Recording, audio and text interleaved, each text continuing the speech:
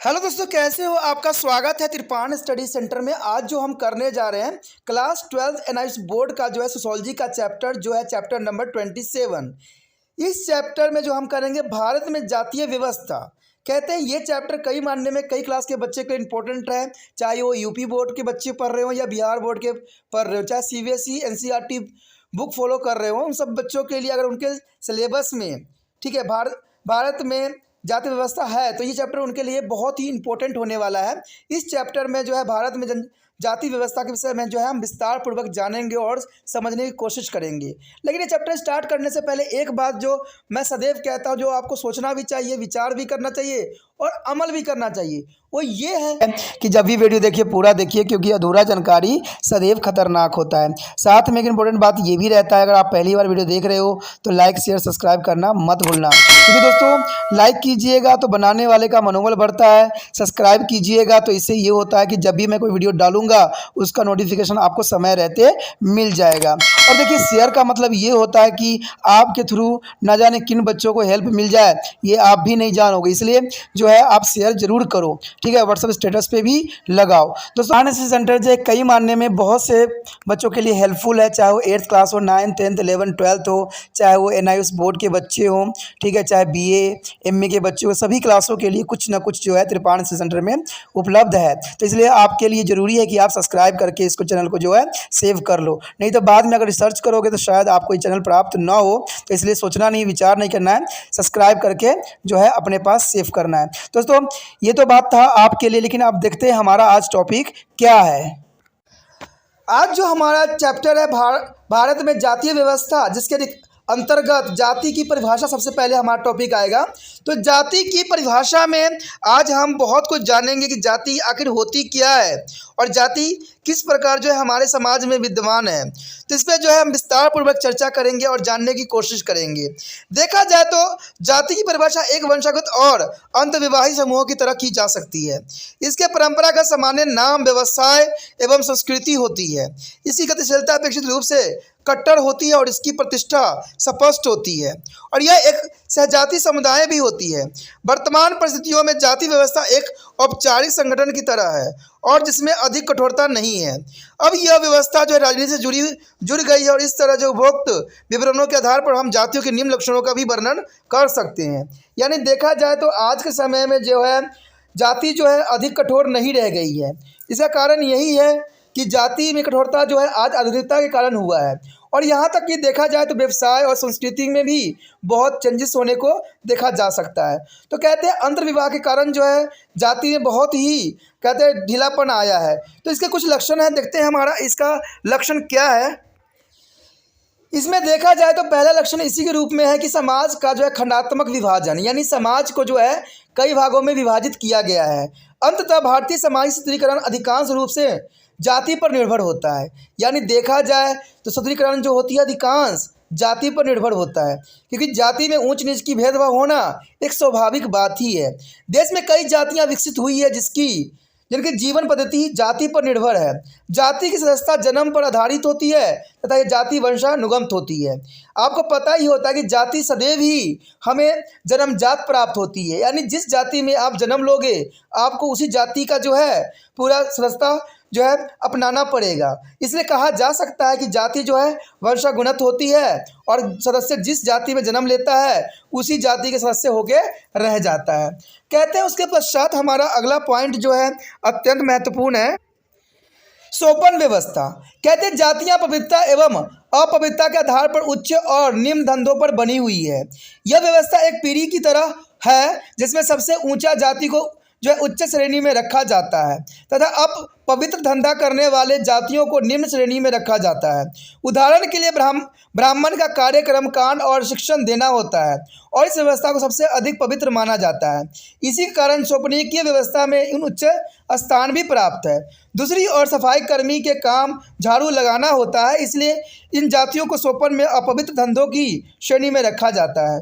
तो सोपन व्यवस्था का अर्थ यही होता है दोस्तों कि आपको जो कार्य मिलता है, यानी जाति को जो कार्य मिलता है वो पवित्रता अपवित्रता के आधार पर उच्च और निम्न जाति में बांटा जाता है। यानी कहा जाए तो जो कहते हैं शिक्षा देने वाला कार्य करता है उसको हम पवित्र जातियों में मानते हैं, अपवित्र जाति उनको मानते हैं जो सफाई कर्मचारी होते हैं, चाहे जो भी कहते हैं थोड़ा नीच कार्य करते हैं, उनके लिए माना जाता है। लेकिन यहाँ पर आज के समय में यहाँ पर कोई पवित्र कार्य और अपवित्र कार्य नहीं है। कहते हैं जो व्यक्ति अच्छे कर्म करते हैं उसको ही अच्छा कर्म कहा जाता है। कहते हैं काम धंधा जो इंसानों के पेट के लिए होता है उसको कभी गलत नहीं कहा जा सकता। कहते हैं जो आप मेहनत से कमा के कर रहे हो, वो मेहनत जो समाज मान्यता देता है, उस मेहनत को हर व्यक्ति जो है सराहता भी है, चाहे वो किसी प्रकार का भी हो। लेकिन कहते हैं कोई चोरी डकैती ये करे, कहते हैं इसमें भी तो मेहनत होती है, लेकिन ये समाज इसको स्वीकृति कभी नहीं देता, एक कानून भी स्वीकृति नहीं देता, इसलिए ये चीज़ों को जो है कभी भी प्रायोरिटी नहीं मिलती है। तो सोपान व्यवस्था में यही होती है कि जाति के रिगार्डिंग पवित्रता और अपवित्रता के जो है ऊंच नीच की भेदभाव पाई जाती है। उसके पश्चात हमारे समक्ष है भोजन, खान पर और धूम्रपान पर प्रतिबंध। कहते हैं सामान्यतः जाति आपस में ही एक दूसरे पर खान पान, एक ही पंगत में बैठना या मद्यपान या धूम्रपान स्वीकार नहीं करते हैं। उदाहरण के लिए ब्राह्मण दूसरी जाति से भोजन नहीं लेते हैं। वास्तव में खान पान का सारा मसला बहुत ही जटिल होता है, यानी इसमें कोई दो राय नहीं है। अगर आपने देखा होगा कि हमारे समाज में बहुत से जातियों में कहते हैं साथ में बैठ के जो है खान पान करना, ये कहते हैं स्वीकार तब नहीं करते हैं जब वो धूम्रपान और मदिरापान के रूप में हो, क्योंकि इनको जो है कभी भी सही रूप नहीं दिया जा सकता। उदाहरण के लिए ब्राह्मण दूसरी जाति से जो है भोजन नहीं लेते हैं, ये आपने देखा भी होगा और जाना भी होगा। वास्तव में खान पान का सारा मसला बहुत ही जटिल होती है। उदाहरण के लिए उत्तर प्रदेश में कन्या कुश ब्राह्मणों में कई उप विभाजन भी है। कहा जाता है कि एक 12 कन्या कुश जो है 13 अंगूठियाँ था कन्याभूष ब्राह्मण तो हैं ही, लेकिन वो कई उपजातियों में बटे हुए हैं। यानी देखा जाए तो ये कहा गया है कि जो उत्तर प्रदेश के कुछ क्षेत्र हैं जहाँ पर जो है कुब्ज ब्राह्मण रहते हैं, वो कई श्रेणियों में बटे हुए हैं। यानी खाने के 2 प्रकार में बटा हुआ है। पक्का खाना यानी घी से पका हुआ खाना, इसे पूरी, कचौड़ी और पुलाव कहते हैं। दूसरा कच्चा खाना है जिसे हम केवल पानी द्वारा पकाया जाता है। इस खाने में चावल, दाल और शाक सब्जियां होती है। कुछ जातियों में केवल पका खाना ही खाने की अनुमति भी दिया जा सकता है। यानी कहा जाए तो कुछ जातियों में केवल पक्का खाना खाने की ही अनुमति दी जाती है। इस विभिन्नता के होते हुए भी उच्च जाति के लोग सामान्यतः नीच जाति के हाथ का बना हुआ खाना स्वीकार नहीं करते हैं। यही सिद्धांत धूम्रपान पर भी लागू होता है। यानी देखा जाए तो सारी सिद्धांत जो है एक दूसरे के साथ ही चल रहे होते हैं। जो गलत है उसको कोई भी समाज गलत ही कहेगा। उसके पश्चात है अंतविवाह। कहते हैं इसका अर्थ है कि एक जाति का सदस्य अपनी जाति से बाहर विवाह नहीं करता है। यह अंतरजाति विवाह कहलाता है। अंतरजाति विवाह पर प्रतिबंधित है और इस प्रतिबंधित के होते हुए भी पढ़े लिखे लोग और विशेषकर शहरी क्षेत्र के लोग धीरे धीरे अंतरजाति विवाह करने लग गए हैं। कहते हैं अंतरजाति विवाह का जो है आज एक प्रचलन सी बन गई है। आज जो लोग अपने जाति में ना करके दूसरे जाति में विवाह करते हैं और ये विशेषकर शहरी क्षेत्र में देखने को आपको मिल सकता है। उसके पश्चात हमारे समक्ष है पवित्र और अपवित्र। कहते हैं पवित्र और अपवित्र की अवधारणाएं जाति व्यवस्था की मुख्य विशेषताओं में से एक है। इन अवधारणाओं का प्रयोग आदमियों के जो है काम काज, व्यवसाय, भाषा, वेशभूषा और भोजन की आदतों से जाना जा सकता है। उदाहरण के लिए मद्यपान करना, शाकाहारी भोजन ग्रहण करना, उच्च जाति द्वारा छोड़े हुए भोजन को प्राप्त करना, ऐसे धंधों में काम करना जो मरे हुए जानवरों को उठाता है, झाड़ू लगाना, गंदे कचरे को उठाना अपवित्रता है। धंधों के ये प्रतिबंधित होते हैं हुए भी आज उच्च जाति भी ऐसा काम करने लगी है। जूते कारखानों में काम करना, ब्यूटी पार्लर में जो है बाल काटने प्रतिबंधित नहीं रहा। यानी कहा जाए तो आज हर जाति के लोग जो है दूसरे जाति के कामों को जो है अपना लिया है। चाहे ब्राह्मण हो, चाहे क्षुद्र हो, चाहे वैश्य हो, आज किसी की जाति वर्ण के रूप में नहीं परिभाषित किया जा रहा है।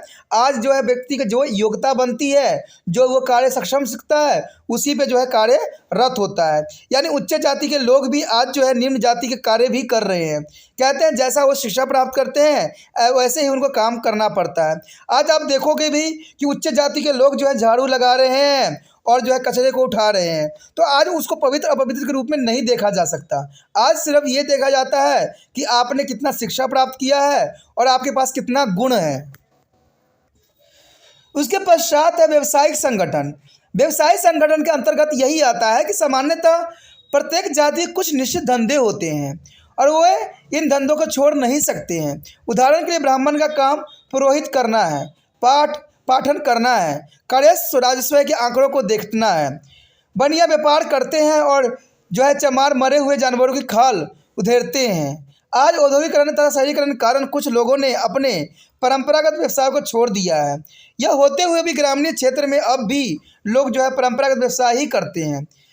शहरों में भी कुछ नाई दिन में तो किसी दफ्तर में काम करते हैं, परंतु सुबह शाम बाल काटने का धंधा ही करते हैं।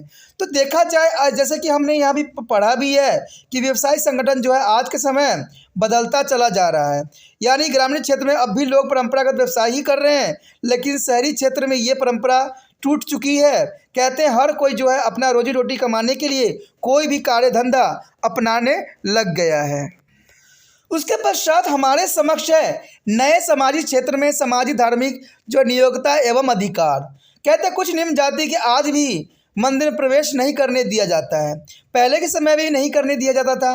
वो साहित्यिक भाषा का प्रयोग नहीं कर सकते हैं, उन्हें सोने के आभूषण नहीं पहनाने दिए जाते हैं, छतरी लेकर बाजार में नहीं घूम सकते हैं। ये सब व्यवहार को प्रतिमान आज बदल गए हैं। तो इसमें कोई दो राय नहीं। अगर आपने पुराने फिल्मों में देखा होगा, जो नीचे जात के लोग होते हैं उनको जो है मंदिर में प्रवेश नहीं करवाई जाती थी, तो इससे ये साबित होता था कि उसको वो नीचे समझा करते थे। लेकिन आज जो है ये सारी चीज़ें बदल चुकी है।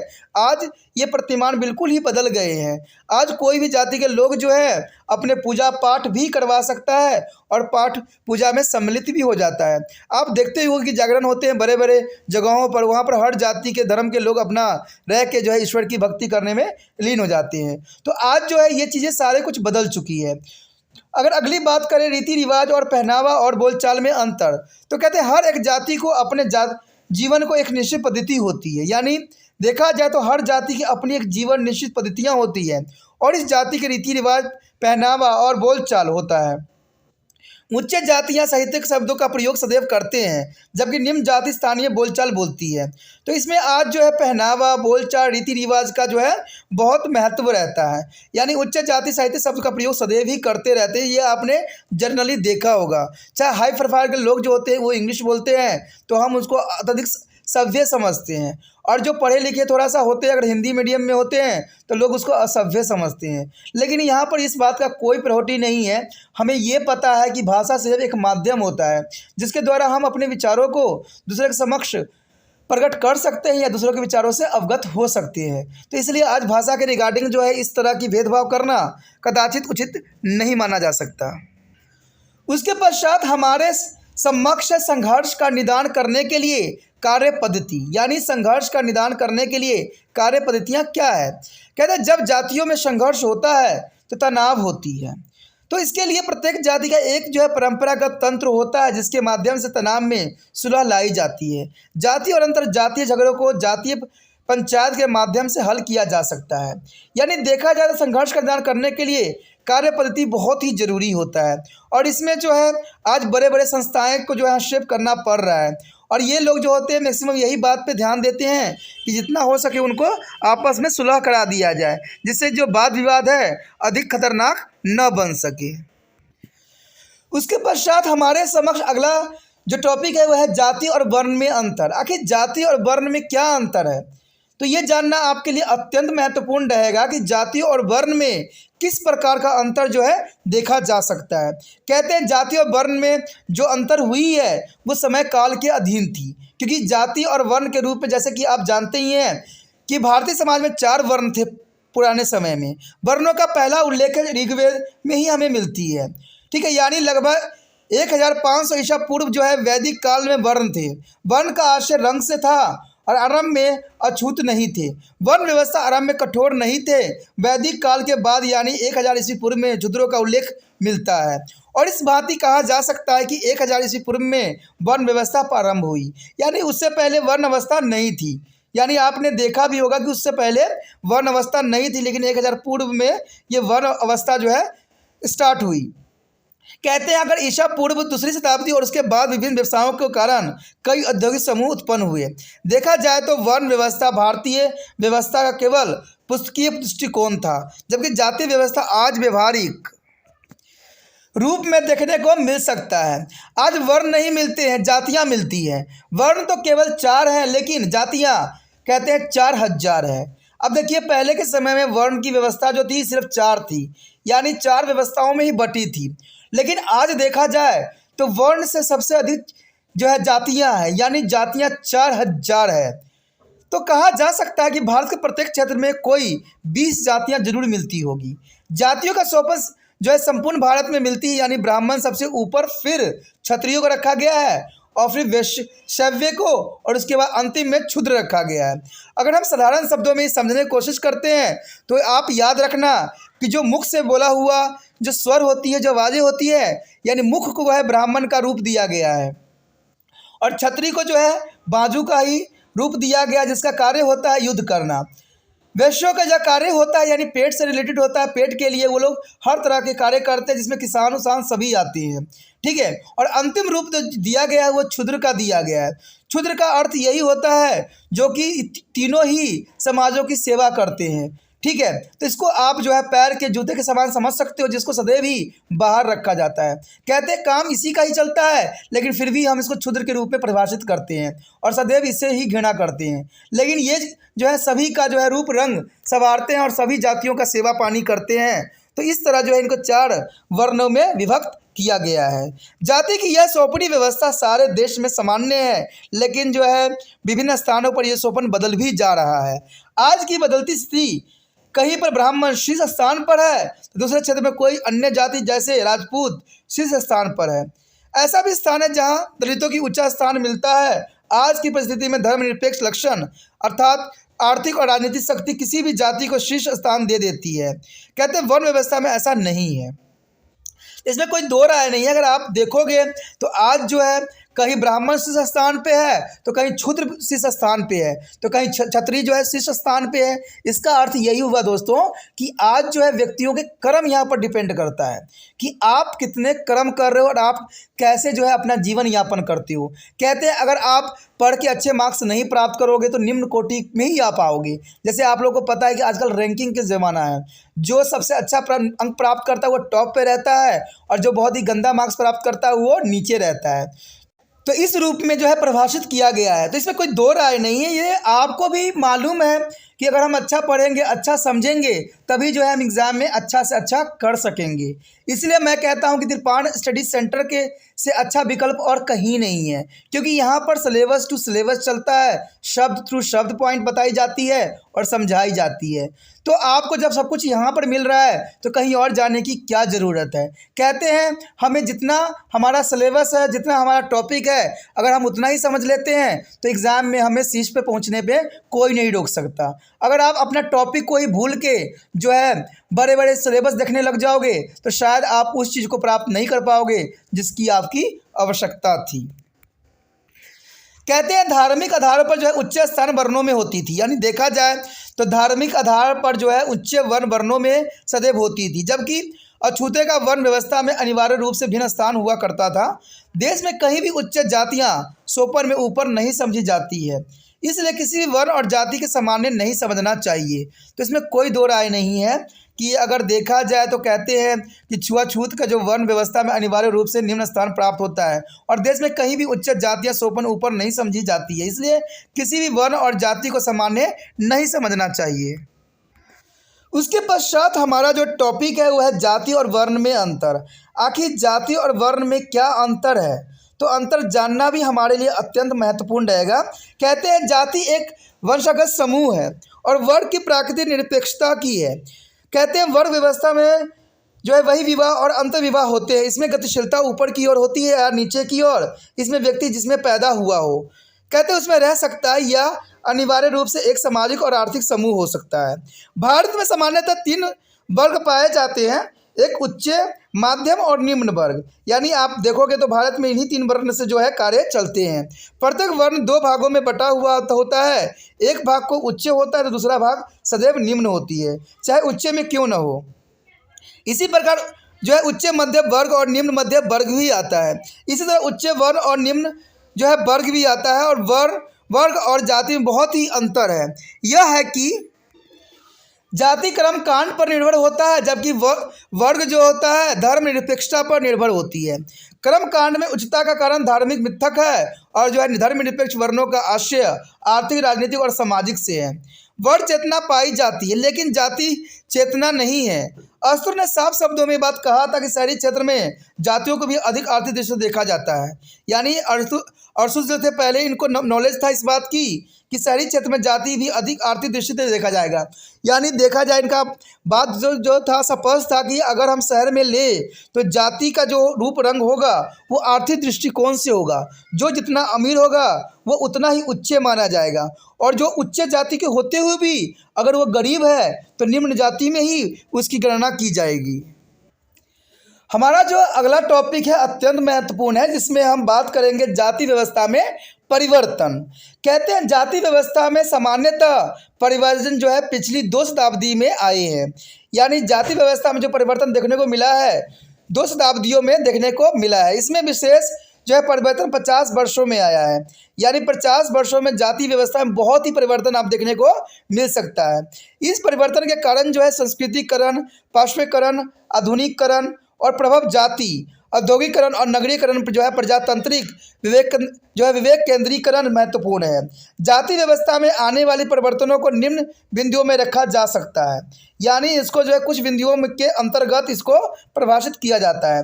देखा जाए तो संस्कृतिकरण सबसे पहले हमारा आता है। संस्कृतिकरण आखिर संस्कृतिकरण होती क्या है और इसका जो है जाति व्यवस्था के परिवर्तन में क्या योगदान है। दोस्तों कहा जाता है यही बात कि यह एक ऐसी प्रक्रिया है जिसमें निम्न जाति के लोग उच्च जाति के व्यवहार, प्रतिमान, जीव पद्धति आदि का जो अनुसरण कर लेते हैं। साधारण शब्दों में अगर मैं बताऊं तो संस्कृतिकरण का अर्थ यही होता है कि कोई जो है निम्न जाति का लोग यानी निम्न लोग होते हैं जिनमें कोई तरह की संस्कृति नहीं होती है, लेकिन वो निम्न जाति के लोग होते हुए भी अगर उच्च लोग जाति के लोग के साथ संपर्क में जाते हैं तो उनकी सारी आदतें, सारी उच्च कोटि की बातें सीख लेते हैं और वो भी उसी समाज में घुल मिल जाते हैं। तो इसको हम संस्कृतिकरण के रूप में समझ सकते हैं। लेकिन ऐसा करने के लिए उन्हें अपने अपवित्र व्यवसाय और अपवित्र आदतों को जैसे कि मांसाहार और मद्यपान छोड़ना भी पड़ता है। तो मैंने आपको पहले ही कह दिया कि जो भी लोग जिस समाज में निवास करते हैं उसी की जो है आदतें वो ग्रहण भी कर लेते हैं। कहते हैं इसके लिए उनको मांसाहार या मद्यपान छोड़ना क्यों ना पड़े। कहते हैं जैसा अगर आप समाज में जाओगे, अगर आदत आप नहीं बनाओगे तो वो समाज आपको वहाँ से बहिष्कृत कर देगी, यानी वहाँ से निकाल दिया जाएगा। तो आप उस समाज में बने हुए नहीं रह सकते, क्योंकि जब तक समाज की तरह व्यवहार आपका नहीं होगा वो समाज आपको नहीं अपनाएगा और नहीं आप उस समाज की विशेषताओं को अपना सकते हो। तो यही संस्कृतिकरण जो है हमें बताती है कि निम्न जात के लोग जो होते हैं उच्च जात के लोगों के साथ रह के उनकी सारी आदतें सीख लेते हैं। तो इसी को हम संस्कृतिकरण के रूप में कह सकते हैं। पिछले दिनों में अछूतों को इस तरह संस्कृतिकरण सुधार करने का अवसर नहीं था, लेकिन ये बहुत बड़ी बात है कि पिछले समय में अछूतों को इस तरह के संस्कृति सुधार करने का अवसर नहीं था। कोई भी अगर क्षुद्र व्यक्ति अगर उच्च जाति के व्यक्तियों की तरह व्यवहार करता था तो उसको सदैव ही तिरस्कार का भावना सहना पड़ता था और उसको मारा पीटा भी जाता था। केवल मध्यम वर्ग की जाति का ये सुधार कर सकती थी, सिर्फ मध्य वर्ग को ही ये इजाज़त दिया गया था। कहते हैं संस्कृतिकरण के लिए एक जाति की दशाएं होनी चाहिए, यानी जाति में स्वर्ण जाति होने की संभावना हो। कहते हैं इस जाति की आर्थिक अवस्था जो है बढ़िया होना चाहिए, ये भी जरूरी बात थी। और इस जाति के खाते में कुछ ऐसी मिथक होनी भी चाहिए जो उच्च जाति या उच्च स्थान दे सके। इस भांति संस्कृतिकरण व्यक्तियों में सुधार होना बहुत ही महत्वपूर्ण नहीं है, संपूर्ण समूह में सुधार होना भी चाहिए। यानी सिर्फ एक समूह में अगर आप सुधार कर दोगे तो इससे पूरा समाज नहीं सुधर सकता। अगर आपको सुधारना है तो आपको संपूर्ण समूह को सुधारने की आवश्यकता पड़ेगी। संस्कृतिकरण एक लंबी प्रक्रिया है, इसमें परिवर्तन एकाएक नहीं आती है। यानी संस्कृतिकरण दोस्तों ये एक ऐसी लंबी प्रक्रिया है जो एकाएक परिवर्तन नहीं होता है। ये परिवर्तन जो होता है समय के साथ चलता ही रहता है। व्यक्ति का परिवर्तन तो जो है परिस्थितिजनक होती है। कहते हैं आवश्यक यह है कि एक निश्चित जाति का संपूर्ण जाति व्यवस्था में विलय हो जाए। इस भांति इस प्रक्रिया को निम्न जाति देश के जो है विभिन्न भागों में छोटी स्थिति में उच्च स्थिति को प्राप्त कर सकती हैं। कहते हैं आगरा के जटाव अपने आप को जो है 1940 के दशक में ऊंचा बनाना चाहते थे। जाति से वे चमार थे और ब्रिटिश युग में एक समय ऐसा था जब जूते की मांग बढ़ गई थी और इस काल में जो है जटाव आर्थिक दृष्टि से समृद्ध हो गए थे। उनकी स्थिति क्षत्रियों की बराबर हो गई थी। इन जटावों ने एक मिथक प्रसारित किया रामायण काल में, जिसे स्वामी जो है आत्माराम ने लिखा था कि जटाव नेत्रा युग में क्षत्रिय थे।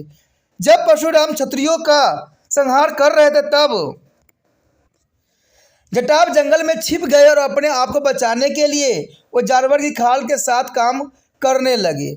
जब उनकी आर्थिक स्थिति अच्छी हो गई तब उन्होंने खाल के धंधे को अपना लिया। अब क्योंकि जटाव पैसे वाले हो गए हैं, वो अपने आप को क्षत्रिय भी कहते हैं। कहते हैं यूँ हुआ कि जटाव वास्तव में क्षत्रिय थे और परशुराम के क्षत्रिय संहार से बचने के लिए चमार हो गए, यानी वो चमड़ियों को जो है उधरने लग गए। लेकिन चमार के धंधे में उन्हें लाभ था, इसलिए आज वे अपने आप को क्षत्रिय बताते हैं। आगरा के स्थानीय जटाव ने इस स्वीकार नहीं किया।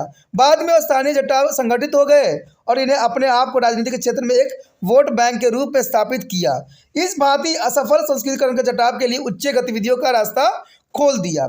यानी देखा जाए तो पहले जटाव जो हुआ करते थे वो क्षत्रिय हुआ करते थे, लेकिन एक यहाँ पर द्वंद कथा है कि जब परशुराम क्षत्रियों का संहार कर रहे थे तो सभी के सभी क्षत्रिय जो थे वो जंगलों में चले गए और वहाँ पर क्या हुआ, जानवरों के खाल निकाल के वो अपने आप को बचाने की कोशिश करने लगे।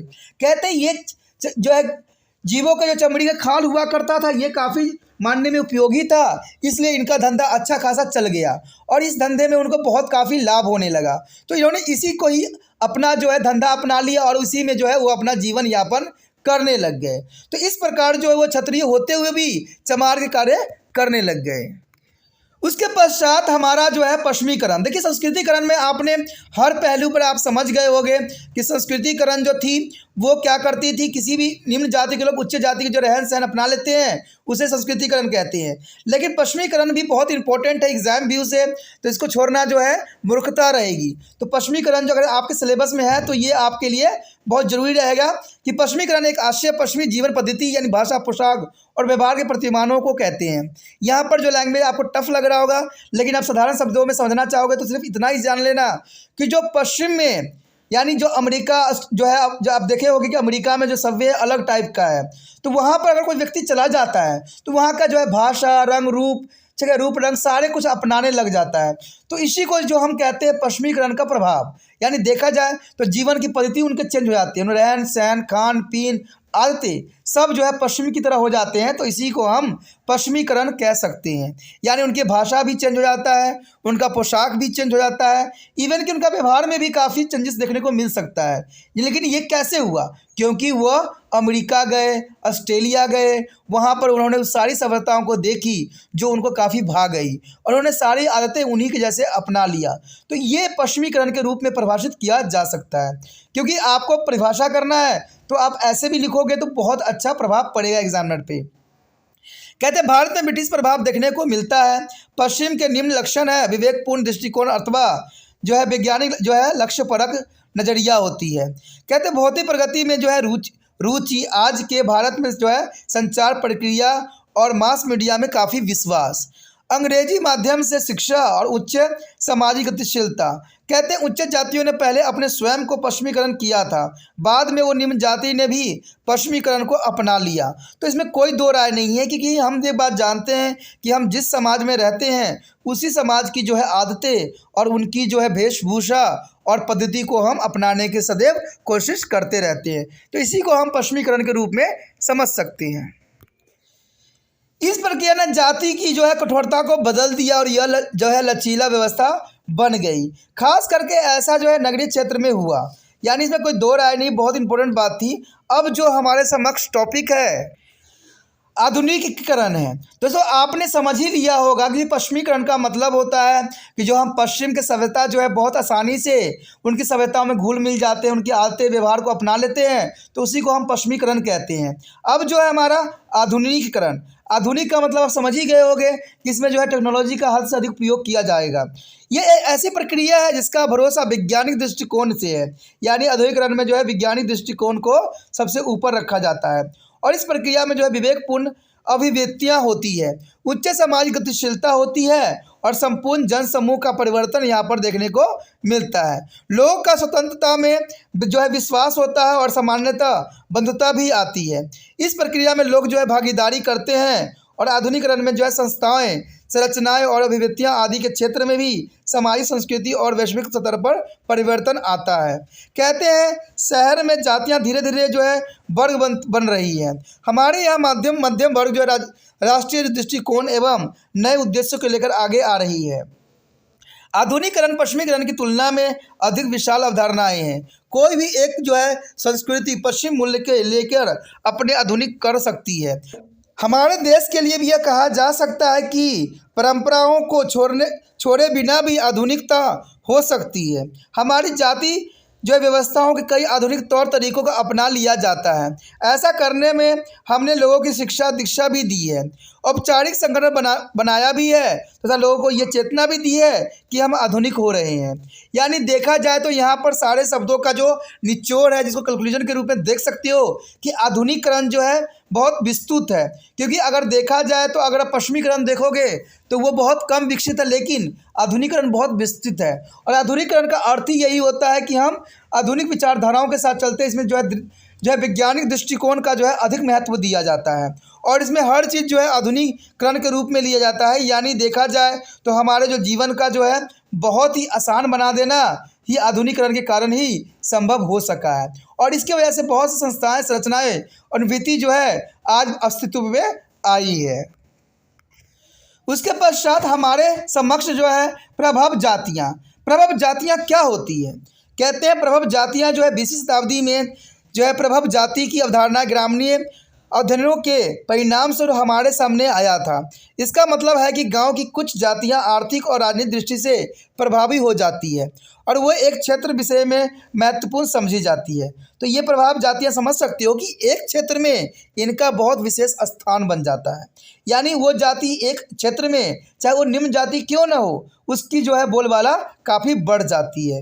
तो यही इसका मतलब भी आता है कि गांव की कुछ जातियां आर्थिक और राजनीतिक दृष्टि से प्रभावी होती है।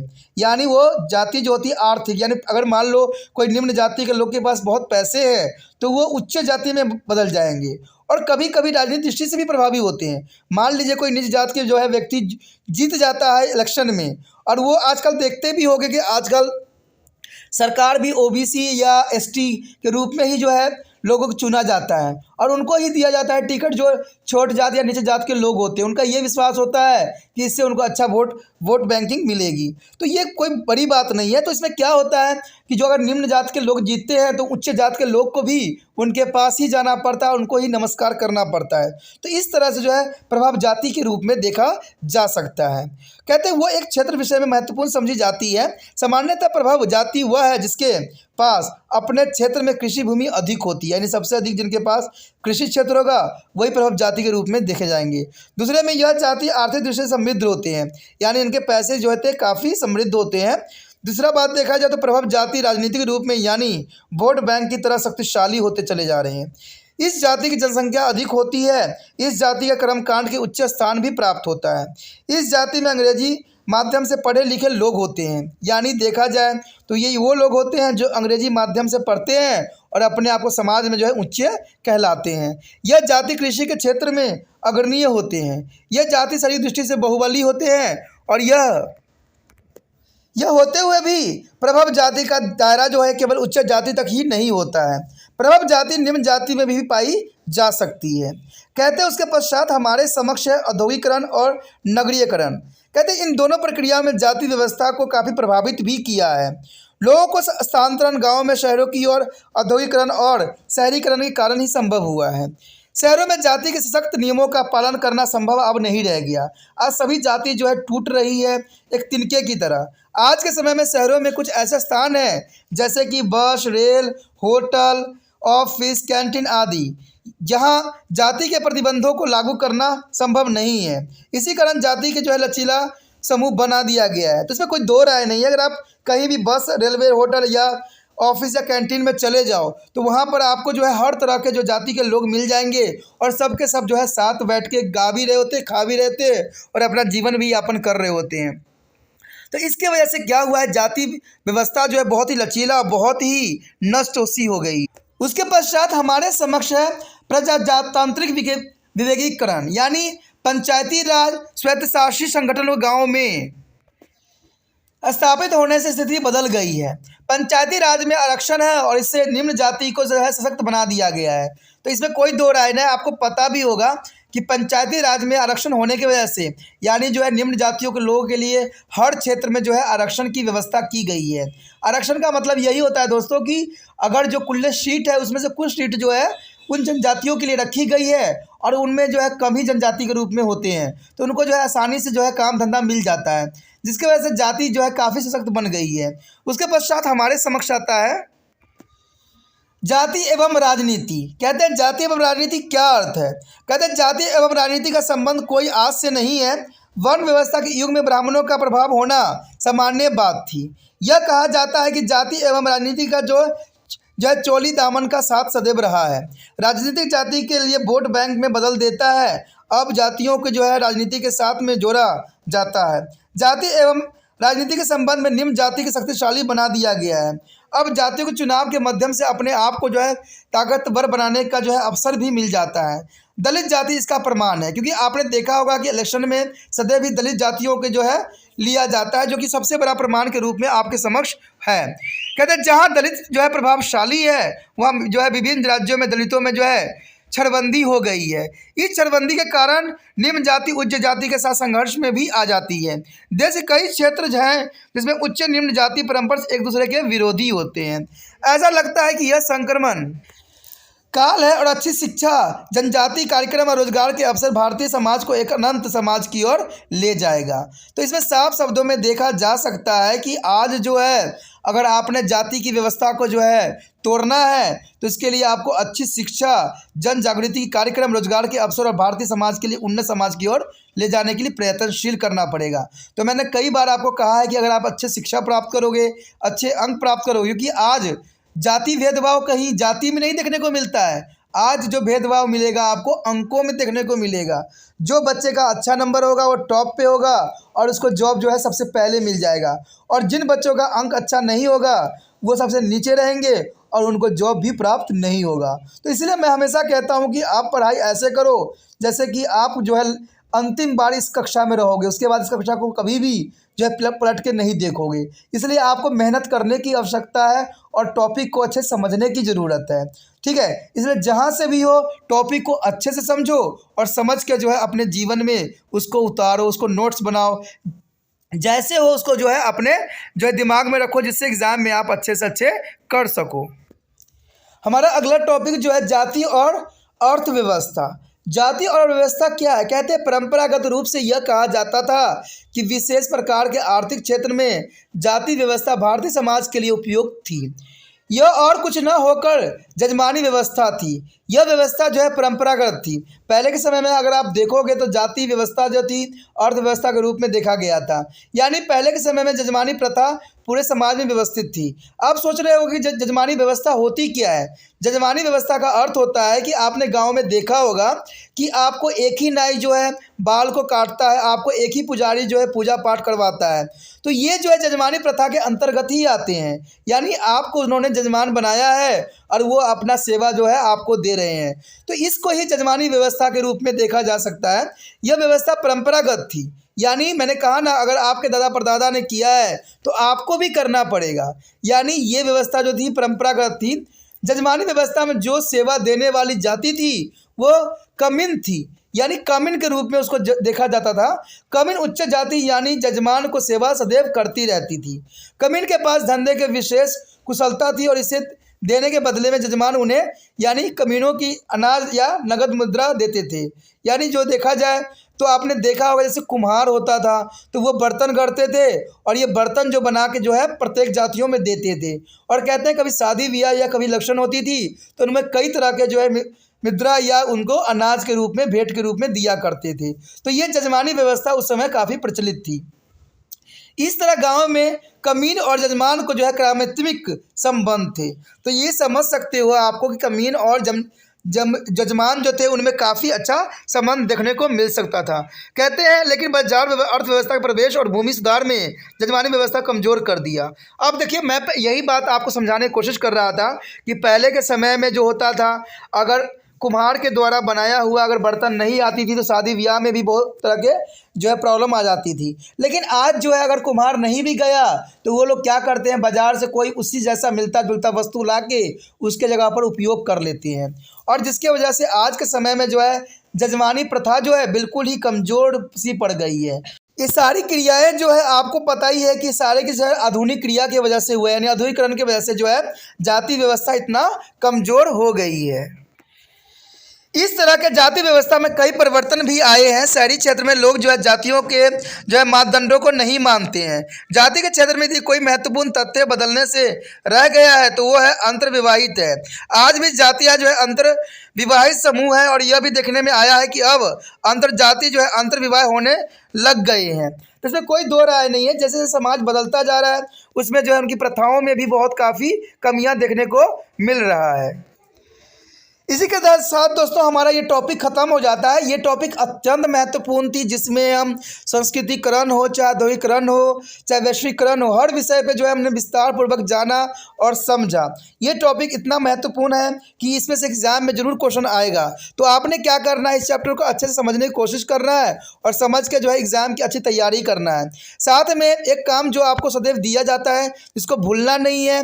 जितना हो सके दूसरे बच्चों तक भी इस वीडियो को पहुँचाने में आप जो है अपना महत्वपूर्ण योगदान दे सकती हो। ठीक है, इससे जो होगा आपको आपके लिए त्रिपाण स्टडी सेंटर जो होगा अच्छा से अच्छा वीडियो बनाने की कोशिश करेगा और आपको समय समय पर जो है आपके ही रिलेटेड बहुत से वीडियो प्राप्त होते रहेंगे। ठीक है, अगर अच्छा लगा तो लाइक शेयर सब्सक्राइब जरूर करके रखिए। साथ में अगर आपने पहली बार वीडियो देख रहे हो तो सब्सक्राइब नहीं करोगे तो अगला वीडियो का नोटिफिकेशन भी नहीं मिलेगा और आप ये सोचते होगे कि दोबारा आप मेरे चैनल पे आ जाओगे तो शायद संभव भी नहीं होगा, क्योंकि आप जब भी त्रिपाण स्टडी सेंटर लिखोगे वो त्रिपुरा कर देगा और आपको इस चैनल से जो है अब नहीं दिख पाएगा। तो इसलिए सोचना नहीं है, विचार नहीं करना है, जितना हो सके सब्सक्राइब करके इस चैनल को जो है अपने मोबाइल में सेव कर लेना है। इसी के साथ जो है दोस्तों हमारा टॉपिक आज खत्म हो रहा है। ठीक है, अगर आपको अच्छा लगा तो लाइक शेयर सब्सक्राइब जरूर कीजिए। अगर पहली बार अगर आप वीडियो देख रहे हो, पहली बार मेरे चैनल पे आए हो तो सब्सक्राइब करना आपका फ़र्ज़ बन जाता है। सब्सक्राइब करने से ये होगा कि जो भी मैं आप क्लास के रिगार्डिंग कोई भी वीडियो डालूंगा उसका नोटिफिकेशन जो है समय समय पर आपको प्राप्त होता रहेगा। अगर सब्सक्राइब नहीं कीजिएगा, अगर आप दोबारा से त्रिपाण स्टडी सेंटर पर आने की कोशिश कीजिएगा तो वहाँ पर आप त्रिपाण लिखिएगा तो जो है वो त्रिपस कर देगा। ठीक है, जो आप गूगल पर सर्च करेंगे वो त्रिपस कर देगा, जिससे वजह से आप जो है मेरे वीडियो का जो है फ़ायदा नहीं उठा पाओगे। तो सोचिए मत, विचार मत कीजिए, सब्सक्राइब कीजिए। आप सोचते होइएगा कि मेरे जो एग्ज़ाम खत्म हो जाने के मेरा क्या ज़रूरत है त्रिपाण स्टडी सेंटर से। ठीक है, तो इसलिए सब्सक्राइब नहीं करने को सोचिएगा। लेकिन दोस्तों ऐसा नहीं है, त्रिपाण स्टडी सेंटर जो है बहुत हेल्पफुल है। क्योंकि ये जो है आपके 8th class 9th 10th 11th 12th जो आर्ट्स के सब्जेक्ट को कवर करता ही है, प्लस जो है ये NIC बोर्ड के जो है 10th प्लस 2 को भी कवर करता है। साथ में BA जो है फर्स्ट ईयर से लेकर 6 सेमेस्टर तक बच्चों के लिए ये अग्रसर रहेगा आर्ट्स सब्जेक्ट में। तो सोचिए नहीं, विचार नहीं कीजिए, काफ़ी जो है त्रिपाण स्टडी सेंटर का फ़ायदा ही फ़ायदा है। ठीक है, अगर आप मुझे प्रोत्साहित करोगे तो आपके लिए मैं तरह तरह के वीडियो बनाऊँगा जो आपको फ़ायदा पहुँचाएगा। एग्ज़ाम के तौर पर मैं आपको जो है पेपर भी आपको सोल्यूशन करके दिखाऊंगा जो आपके लिए फ़ायदेमंद रहेगा। अगर नहीं सब्सक्राइब कीजिएगा, मेरा मनोबल घटेगा, तो हो सकता है कि आपको फिर दोबारा मैं ना वीडियो बनाऊं और आपको फ़ायदा ना पहुंचाऊं। तो अभी भी नहीं सोचिए, मेरा जितना आप फैलाइएगा, जितने दूसरे बच्चों के साथ शेयर कीजिएगा, उतना जो है मैं आपके लिए कार्य करने में अग्रसर रहूँगा। ठीक है दोस्तों, इसलिए सोचिए मत, विचार मत कीजिए, अभी सब्सक्राइब कीजिए और अपने व्हाट्सएप स्टेटस पर लगाइए और दूसरे बच्चों के साथ भी शेयर कीजिए। ठीक है दोस्तों, अपना ध्यान रखना। बाय।